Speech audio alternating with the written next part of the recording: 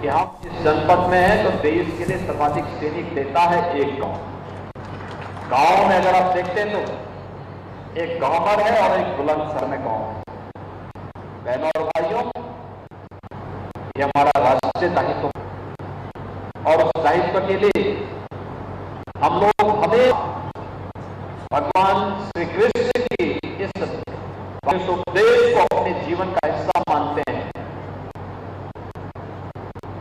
साधुनाम विनाशाय चतुष्कृता। सच हर हाल में संरक्षण होना चाहिए। विकास के कार्य भी होने चाहिए। मठ मंदिरों के पुनरुद्धार के रूप किया जाना चाहिए। अपने पूज्य संतों की, ऋषि मुनियों की परंपरा पर गौरव की अनुभूति करते हुए उस क्षेत्र के विकास में भी सरकार कुछ योगदान दे सकती है तो हमारा बड़ा है। संस्कृत के शिक्षा के प्रचार प्रसार योगदान देने के लिए सरकार पूरी प्रतिबद्धता के साथ कार्य कर रही है, लेकिन साथ साथ अपराध और अपराधियों, माफिया और माफिया प्रवृत्ति के तत्वों के गवर्नेंस की नीति के तहत भी कार्य करने का कार्य सरकार कर रही है, क्योंकि इसके बगैर कुछ नहीं हो सकता। क्योंकि यही तो भगवान राम और भगवान कृष्ण की शिक्षा। अच्छा कोई भी करे उसका समर्थन करिए, हर प्रकार से उसे आगे बढ़ाने के लिए प्रेरित करिए। इसके लिए परिवार से ऊपर उठकर, परिवारवाद से ऊपर उठ करके, जाति से ऊपर उठ करके, क्षेत्र से ऊपर उठ करके, भाषा से ऊपर उठ करके हमें एकजुट होकर के कार्य करना होगा। लेकिन अगर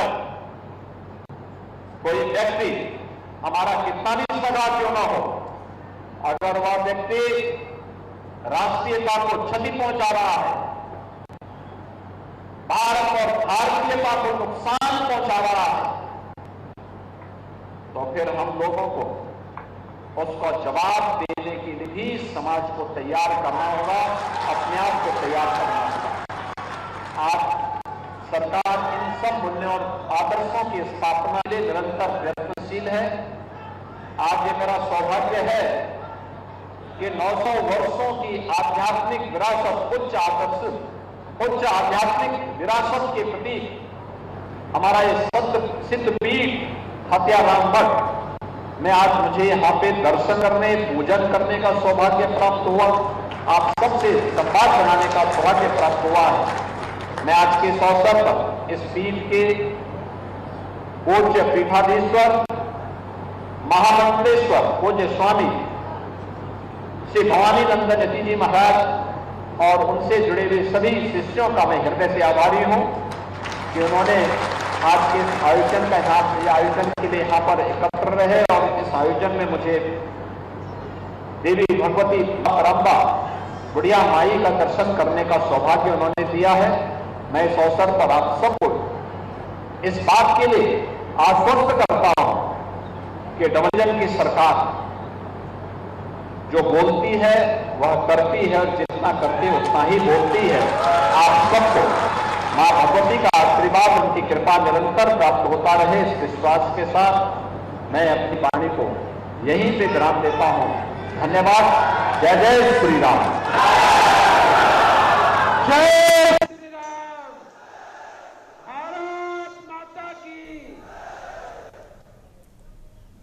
सम्मानित सज्जनों, पूज्य महाराज जी ने जो संकल्प हम लोगों के बीच में लिया है, उस संकल्प को पूरा करने के लिए सिद्ध पीठ हथियाराम का एक एक भक्त समुदाय अपना पूरा समय देगा और आपके संकल्प को पूरा करने के लिए पूरा जीवन समर्पित करता है। एक बार दोनों हाथ उठा करके ताली बजा करके आप एहसास कराइए माननीय मुख्य अतिथि को। अभी तो आप प्रबुद्ध जनों से संवाद करने आए थे। हमारे पूज्य गुरुदेव का सिर्फ आदेश था कि 5 लोग 10 लोग ही एक गांव से आएंगे, तो चुने हुए प्रबुद्ध जन आए हैं। लेकिन आज आपका संदेश इस सिद्ध पीठ को मानने वाले लाखों लाख भक्त जो है इस पूरे देश के कोने कोने फैलाएंगे और फिर जब आप अपने पलक पावड़े बिछा करके आपका अभिनंदन करेंगे। सिद्धपीठ परिवार आज अभिभूत है, गौरवान्वित है। आपके श्री चरणों में